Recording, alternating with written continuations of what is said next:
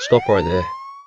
No betas allowed in this section. Turn yourself around and off you pop. Only alphas allowed in this space.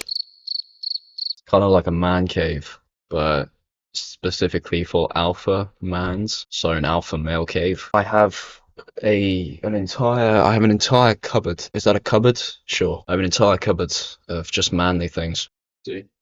Oh wait, you couldn't see because I closed it too quick. It's just filled with man things like protein powder and weights and beards. Now I would say that the so-called war on masculinity in this day and age is pretty much over. The rise of a lot of influential men and the response of a lot of young guys, there is definitely a whole new generation of masculine men on the rise. This is great news. However, along my close to 2-year journey of evolving and improving into the kind of man that can achieve the kind of life that I desire, I've found that a lot of the ways I went about being masculine and a lot of the ways that a lot of young guys go about being masculine was actually just cringe and repulsive, especially to the kind of more traditionally feminine women that men like us desire. At this very video, the one that you're currently sat at your desk eating lunch, feasting your little eyes upon. Did I get that right? If I got that right, chuck a like on the video, subscribe, comment, send it to your nan. I will be very generously dispersing my knowledge with you guys because I'm just generous. What can I say? Just a generous guy. I'm not like other guys. Why am I spinning? That's nice, guys. We just always finish last. Anyway, video time. If you ask a lot of men what it means to be a masculine man, whether that's as a father, as a husband, as a brother, son or friend, you will often get an answer close to, if not identical to, the description and purpose of a mule. Provision is probably the most popular answer to this question. If all you do as a husband and father is work hard, translate 100% of your energy into money, and then provide for your family regardless of the response, congratulations, you are masculine, but you're also a mule. This is the dynamic that a lot of men get themselves into due to their sort of understanding of masculinity and the cruciality of it. You can already imagine the kind of men that I'm referring to right now. Maybe your father's even like it. This is the man that wakes up very early in the morning, goes to work 8-hour days, kind of hates his job, comes home, doesn't give much more to his family apart from the money that he's just made. Or even worse, he comes home upset from his day at work and ends up taking it out on his family. This is a strand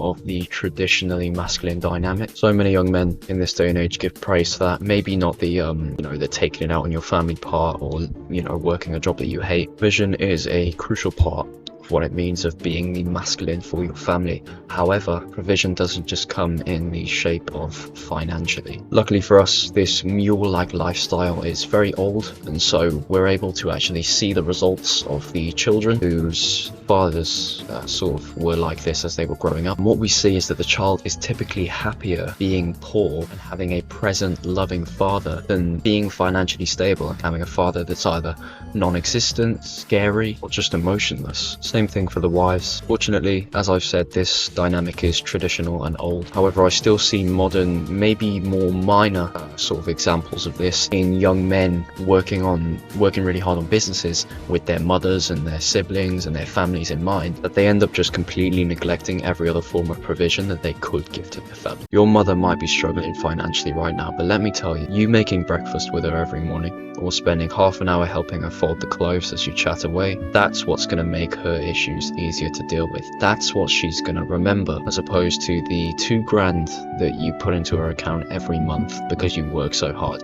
She will be appreciative of that, of course. She will love you for that. She'll be very grateful for it, but what she will remember most is those present moments. Spending that time with her is what's going to make those issues easier to deal with. Then afterwards, you go back upstairs, work your ass off to help. If money and financial stability is all that you can provide to a woman, I'm here to inform you that your lack of emotional and general intelligence is visible, cringe, and you guessed it, repulsive, especially to the kind of women that you and I desire. Provision is more than paper. Provision is presence, love, security, and stability of many kinds. The monk mole, we've gone from a mule to a mole, a single letter difference. This is the grind-set-minded guy who masks his lack of confidence to pursue women with the ideology that they are all distractions from the main mission. This is a very masculine and disciplined mindset, and will probably honestly get you closer to your goals. But is it healthy? No. Is it desirable? No. Is it kinda cringe? Yes, not wanting a relationship or even any casual activity with a woman to focus on yourself is fantastic. But what isn't fantastic is being completely socially disabled and excusing that with working on your goals. It is masculine and healthy to be social with other humans, especially women. This is why myself and a few other guys online are now opposing the monk mode sort of lifestyle for long periods of time, because it just socially disables you. You do care about women, you are attracted to women, and having a beautiful feminine woman by your side would be ideal. Maybe not now, but guess what's going to ensure that you can communicate to and get that lovely woman in the future? Social confidence, and more importantly, experience with communicating to and speaking to women. The beautiful feminine woman, and even just humans in general, are more attracted to the socially accepted, socially high status man, because that's simply human psychology. Masculinity is vibrant in its own polarizing way to femininity, but also in its own assertive way. A guy who only leaves his house to go to the gym and spends the rest of his time indoors working on his business and learning is a fantastic step up from other modern men. And it is also a very masculine lifestyle regardless, but it's also boring, cringe, and kind of repulsive to women of all kinds. So put your head down in the gym, take your headphones off, go cold approach a girl, fist bump a guy, strive for a balance of hard work and discipline, mixed with social vibrance and an exciting, enjoyable, valuable life that is attractive to not just, really feminine women in general, but also guys who want to be you or be friends with you. Don't be a monk mole. That's my saying, by the way. I came up with that monk mole. I'm claiming that. Not like saying that I own it or anything, but I do. So it's trademarked. Stoicism, in its simplest description, is the teachings and practice of self-control as a means of overcoming destructive emotions. An ancient Greek philosophy that I'm sure doesn't need a huge introduction, but has found itself very popular over the past few years on TikTok culture, and more notably in the masculine self-improvement space. One of my favorite philosophies and staples for what builds a strong masculine man who is able to conquer and win. So you must be thinking, oh Ray, what's the issue then, pal? Because it seems like Stoicism isn't cringe or repulsive or anything, and also you're very handsome and jacked. Is probably what you're thinking. It's largely misunderstood, mainly if you're stuck on the TikTok branch of Stoic content with the really cool Greek statues and the Marcus Aurelius quotes. But even if you've read some Stoic scripture or delved deeper, it can still and is still very misunderstood, especially when linked to the sort of new age masculinity propaganda. Stoicism teaches the divine skill of self-control. It teaches to acknowledge one's emotions in order to learn that skill of control and become more emotionally intelligent, not to either completely switch off your emotions or act like you don't have any at all. Emotions are a staple of consciousness, meaning as long as humans are rational beings who can make decisions and do backflips and stuff, we're going to have emotions. I think people get the terms emotionally intelligent and emotional mixed up a lot. To be emotional is not masculine, it is feminine. To be emotional means to be 100% authentic and presenting with your emotions as you feel them. To be less able to hold back any emotions or suppress any emotions for any reason,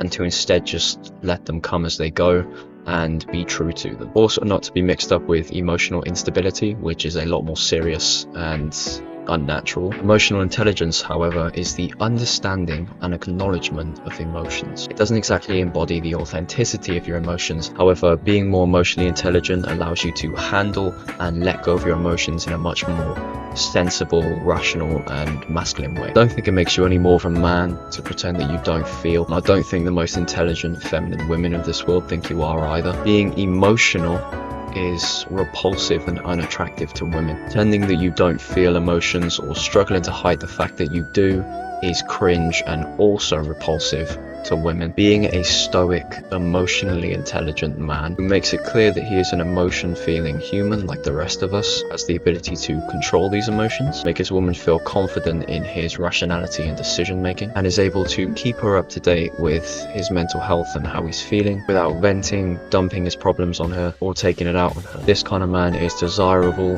valuable, and very rare in this day and age. I want to describe the two dynamics of masculine men over the course of the past century or so. The traditional masculine man, which was a dynamic throughout majority of history all the way up until around World War II, was the kind of man who was strong, disciplined, and extremely hardworking to provide for his family. He was typically goal-focused and didn't prioritize valuable or precious time with his wife and kids. He was usually underappreciated by his family, but the belief was that a man provides for his family regardless of the response that he gets. This was an incredibly powerful mindset for men and is clearly what built up society for so many years. Then with the rise of feminism after World War II, we slowed ourselves into what is now modern masculinity. The modern masculine man is a lot more either neutral or feminine. The modern man isn't very disciplined, is very emotional, or even worse, emotionally weak. He splits provision duties with his girlfriend and perceives responsibilities as a 50-50 duty. However, he's much more loving and caring. He values his presence with family and friends, and he takes care of himself a lot more. Both of these dynamics have cons. Now, with the rise of a certain bald bloke, a lot of young men have been rejecting modernity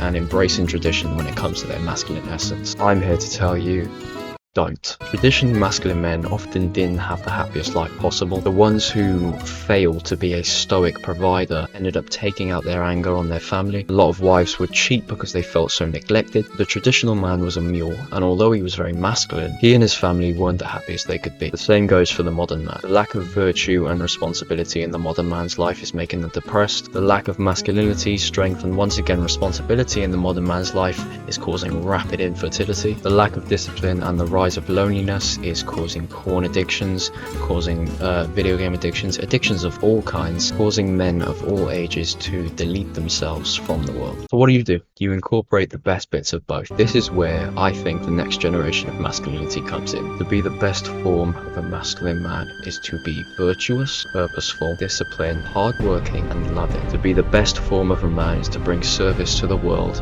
and the ones you love. Service in the form of presence, financial stability, security, and guidance. Be the man who is able to make enough money to provide for your family, all the while having a wife and kids who absolutely adore you and adore the time that they get to spend with you. Be the kind of man who is emotionally intelligent enough to speak his feelings to his guy friends and not be a complete emotionless zombie to his family. Be the kind of man who is intellectual on various different topics. Be the kind of man that takes care of yourself, not just building your body up, but also takes care of your hygiene, making sure you smell nice. Be the kind of man that is strong, disciplined, huge. Be the kind of man who is not only huge in the gym, but can also optimize his entire life and his family's life for health, for fitness, for life longevity. Be the kind of man who is strong both physically with muscles and mentally with years and years of self-development. Be the kind of man that has both. Imagine this. You wake up at 5 a.m. in the morning before your wife and kids. You do all the habits in your morning routine, hit a sick chest workout or something, and then spend the next however many hours working on your business. Next thing you know, it's 1 p.m. and you finish working. You could stay at your desk for longer, make even more progress in your business, make even more money, but you choose not to. Instead, you walk downstairs to find your beautiful wife and children playing together in the living room. As soon as they hear your footsteps,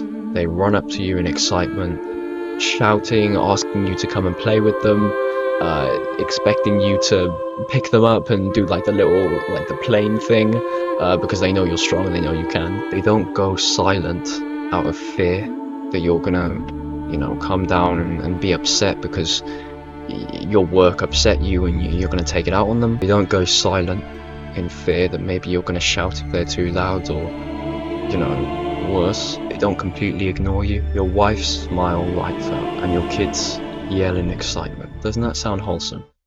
Doesn't it? Of course, you should optimize for whatever future you want. Could be very different to what I described, but I think that's the perfect future for me. The next best generation of masculinity will be that of traditional and modern masculine values mixed. That will be the way of the superior man. See what I did there? Oh, brother! But with that being said, I really do hope that more men start to incorporate the values of both into their life. I strongly believe that the guys who do will have much more success with women and will just completely outcompete and weed out the men who don't. Don't be cringe and repulsive. Be sexy and intellectual. Make sure you like the video and subscribe to the video and comment on the video and share the video with your auntie's best friend. Yes, That is what will get me the numbers on this channel, because I'm only a tiny, teeny little YouTuber right now. Why am I spinning again? Okay, bye. Bye.